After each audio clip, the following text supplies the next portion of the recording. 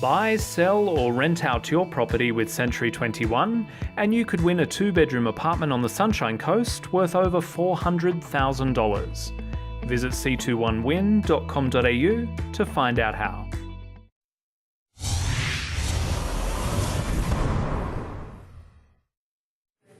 Welcome back to Your Property Empire.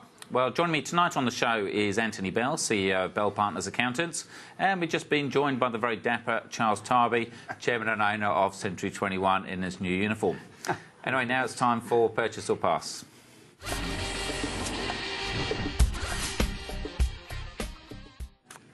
Now, buying a property on a main road isn't something that most people would aspire to, especially if it's on a busy main road with noisy buses and local hoons late at night. But is there still an opportunity for a good investment? So this week we've got a 2-bed, 1-bath unit with parking, 7.1 kilometres from the CBD and just 600 metres from the local action. The unit is positioned at the rear of a small security block of 11.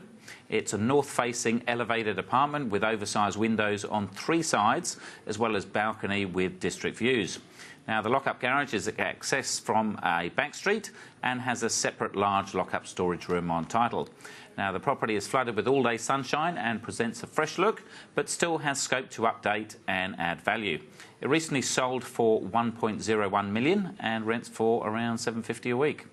Now, Charles, you're looking very smart today in your new uniform. Thank you very much. But apart from that, so main roads, when you get that as an agent, you think, yippee, I've got a property on a main road, or you think, oh, God, how am I going to sell this? Well, we always refer to as generally close to all amenities, you know, close to the bus stop, things of that nature in our industry, Chris. So our advertising script's already written, ready to go. This particular apartment, I had a close look at it when I looked at the link, and it's set back from the road, so it's not. The complex might be on a main road, but the building itself is set well back. And I guess this is the dilemma. So the main thing is there's a difference between being right on the main road and obviously... Very much so, very much so. And I'm getting used to 80 square metre sizes now. I think, 50 to 80 square metres I was always nervous about. Getting used to that now. $1 million, I'll tell you what, when we think about what these properties were selling for only 10 years ago, it's just quite extraordinary, isn't it? Now, Anthony, obviously, as accountants, you probably get, or your guys get the phone calls on the Monday morning, someone's bought a property at the weekend, someone's bought something on the main road. Do you normally kind of cringe or kind of cross your fingers and hope that they've done the right thing? When they bought somewhere on the weekend, it's usually somewhere they've just been a holiday at and they've fallen in love with it right away. But no, on the main road, it's usually a no-fly zone. But there are some sort of benefits to it. The biggest issues I see there, though, is one, garage parking, which means if you do have guests coming over and you are on a main road, the opportunity to have them park somewhere near you, or if you've got a second tenant or more people in the 2-bedroom apartment than just the one couple, has a bit of an issue with with the parking side. I'd also cite that the rental return at $750 for over $1 million is not world-beating, punching the lights out. So it's probably an area too where the market's reflective of sort of the lifestyle of living in a place like that, and they've got some sort of rental. But you like it though. Apart from what's that movie, Monty Python? Apart from the roads and the three networks, what else are the Romans doing? But again, is as you were saying, Charles, being at the rear of the block, you've got to read into these adverts, haven't you? Yeah, so where you've got, say, rear of the block, then obviously you're not going to hear the noise. But also when you've got rear access, a lot of the time you might not realise you're on a main road, because if you're accessing things through your garage and you're coming in from a back street, you might not even realise. You don't even notice. But look, everything's priced accordingly. We always say 2 reasons why it won't sell: price of marketing. Property should be priced according to it being across the road from a railway line on a busy road. That's just the way it is, and I think people recognise that. But the issue is, if it was really main road from the noise factor, which is how I looked. I didn't look at it from the parking issue, and you're absolutely correct. But if it's a noise issue, it's a totally different thing. And I just do think that they will be harder to sell down the track. You don't have as many buyers for them. That's the only thing I see as an issue. But apart from that, it's got a lot of good things, and I'd have a go at it, that price. And again, the area, and the whole idea is we don't say the areas normally because we're trying to get people into the philosophy of making decisions, but you'd know the area anyway. But in that position, you're actually top of the suburb looking down on it, and you can see the whole views, and then the lights. So the 3 windows is light is worth a fortune, isn't it? Look, I do. And I think ambient enough, it sounds okay. And perhaps I always think about the next sale, whenever it's going to come. A great agent like Charles will say, straight onto the expressway and into the city in 4 minutes and a half. Yeah, freeway access, handy to freeway access. So you've got to get the words right. Stone's Throw was a big one. Cafe Society and alfresco that's the new stuff now. That's the new stuff. So getting used to but that. it's a line ball decision on this one. I think. So you obviously got to know the area. So purchase a pass for you, Charles? I'd have a go at it. Yeah. And what about you, Anthony? I'd have a go at it if I could get it for less than 1.05. Too late, sold. Accountant always running the deal. What are you on? Look, for me, I think the main road will put off a lot of prospective buyers that don't know the area that well. And so, look, it could be an opportunity to pick up a unit for a fair price that ticks every other box and has some extra bonuses in terms of aspect, light and storage. So I'm going to purchase as well. Right, Charles, let's jump into your figures and then we'll talk a bit more about stuff. Far away. The clearance rate's strong again, slightly down over this time last week. 79% was the clearance rate. I'm sorry, 72% was the clearance rate nationally.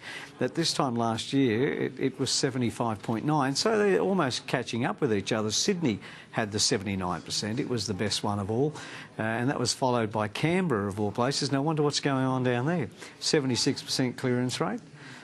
So that's interesting, and Melbourne trails third or fourth if you include Adelaide, but Melbourne came in at 71.9%. So I think they're still very healthy clearance rates, and again we've been expressing this all week, last few weeks, that if you take some of the areas in certain marketplaces out of the equation, then some of the marketplaces in Sydney and Melbourne have achieved 80s and 90s, early 90s in clearance rates. Just wondering about that clearance rate, Charles, down in Canberra. Perhaps a couple of Labor ministers thought they might get in early on a ping impulse. We can it get could have been, yeah.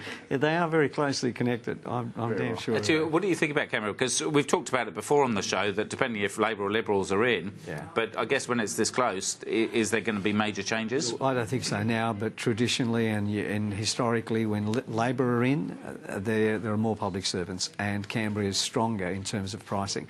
But I think Canberra overall will always be strong because of its public service nature. Now, Tom was talking before, I don't know if you caught it in the break, as homes advertised for sale, he's thinking that a lot of agents might be pushing to try and get a few people over the line in August. What are your thoughts? Yeah, they will start to do that process now. A lot of agents are still saying they don't have stock, but that we're actually in that winter period, which are back to traditional winter, and the stock levels have been dropping every single week for the last few weeks, down only slightly, 0.3% over this time last week. New Zealand was going higher. It was bucking the other way, but all of a sudden it started to get in the negative territory as well, especially in the Waikato region, Wellington region. Their stock levels have dropped, but most of the time people are now starting to prepare. But have you seen winter? Because I really haven't in terms of its weather. Yeah. So I've been in Europe, I missed it. Yeah, I know you probably got colder. I remember I said your palms get arrogant when you have your 5 days of summer over there. So it's been a very interesting time, a very, very, very interesting time. But Charles, on that concept, it's probably not the worst strategy to get on the market earlier with stock in that August period. Is a bit more scarce. A lot of people wait for the sun to come out and they think that spring period, but they remember competition is a lot higher. Anthony, there's a lack of stock in certain areas right now. If somebody really wanted to sell and go north or go south or whatever, now's the time to sell. It's really a good time right now. Yeah. Agents never say that, do they? Now's a great time to be selling. I always tell you I know it's the wrong time. You're about the most honest agent I know, Charles. About the most, that's nice. The fact is, it's only because of the demand. The demand versus supply in certain areas is far greater, and so this is why. That's the only reason I'm saying it. You know. Makes sense. And have we got rents or vacancy now? I do. We've got vacancy rates this time round. We have a lovely chart to show you on the vacancy rates. The Sydney one was 1.84%. Melbourne came in at 2.54%. And I put a special picture up there for you, Chris. And Perth came in at 8.57%. So I put this picture because that's actually a quote from Anthony Bell. I actually took that quote from Anthony Bell with permission. And I loved it because it said, by the time my son Scott's 21 years of age, a 2-bedroom apartment will be $4 million. And I put that there not just because of that comment, which I think is strong. Credits to the author of those sorts of things. Thank you, credits to you. But because I noticed that your son had more hair than you, and I thought that would be a very interesting photo. But it's a very interesting thing, that, and we've only got a few seconds left, but I wrote that book 8 years ago. Yeah, wow. And I got the quote. and the average price of property now is $1 million. Correct. And so 7 years is doubling to $1 million, then 2, and then 4. So we're dead on. Yeah, We are 100%. dead on. We are dead on. So good to see you, Charles. Thanks Chris. for Enjoyed the photo. jumping in the back and putting my photo up. Thanks for the quote, Anthony. It's run true. No problem. So thank you very much. Thanks for joining us at home. We'll be back next week. Until then, I'm Chris Gray. Good night. The information featured in this program is general in nature and therefore should not be relied upon.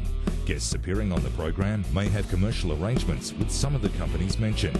Before making any investment, insurance or financial planning decisions, you should consult a licensed professional who can advise whether your decision is appropriate for you.